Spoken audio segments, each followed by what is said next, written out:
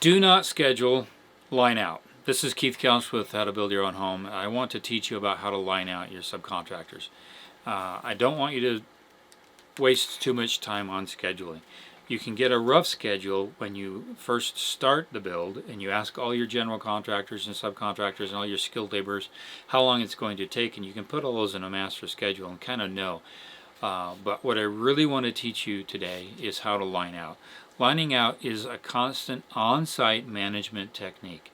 You walk on site, you see how far they've gotten today, you can pretty much figure how far they're going to get tomorrow, the next day. But things happen.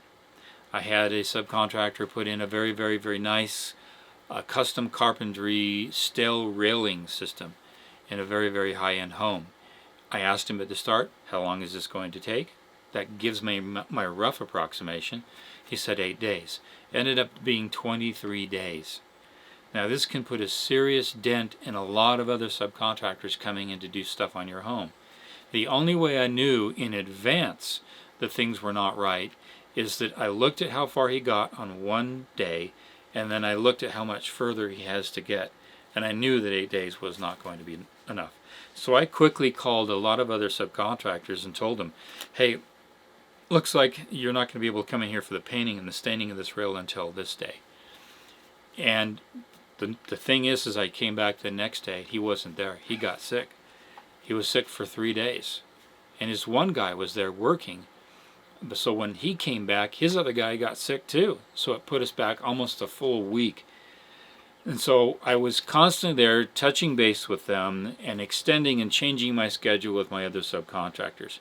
That's how you schedule. You line out. You are constantly seeing how far it takes, how much they've gotten done. You're lining it out and you're estimating and you're asking them, you're talking with them. They may not, most of the time they're not going to tell you the truth. In fact, most subcontractors, if you're a pressure-oriented person and you're intimidating them and you're making them feel like garbage, they're going to lie to you and tell you what you want to hear, and they're going to give you a date that's not realistic. You've got to be smart and know exactly what that date's going to be. And if they say we'll be done on Thursday, and you know that, are you planning on to be here late into the night because I've looked at what you've done before and I don't see how you can get that done by Wednesday, Thursday, or whatever it may be. Can we just say Friday afternoon? That sounds more like it. Now you're being realistic. Only because you're on site, only because you're talking with your subcontractors. You can't schedule unless you don't talk with people working on your home. So the more feedback you can get, the more accurate your actual schedule is going to be.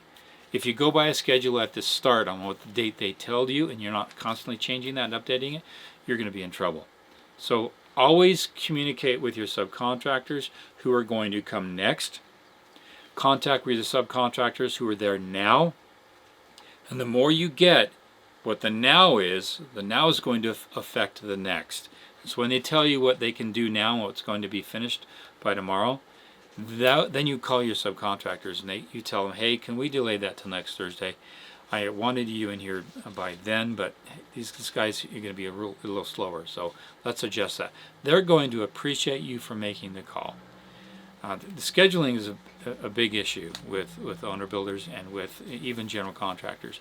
But I'm telling you, the very best are those who are constantly adjusting things every day and making sure everyone is communicated. If you're doing that, they're going to appreciate you and you're going to be informed, and also you're going to communicate with everyone else who's a party to the situation. Lining out is all about knowing what comes next and all about knowing how long it's actually really taking. That way you can line out and schedule. A schedule itself is a malleable thing. It's always changing. So don't feel so rigid that everything has to fit within your Excel spreadsheet or your calendar program.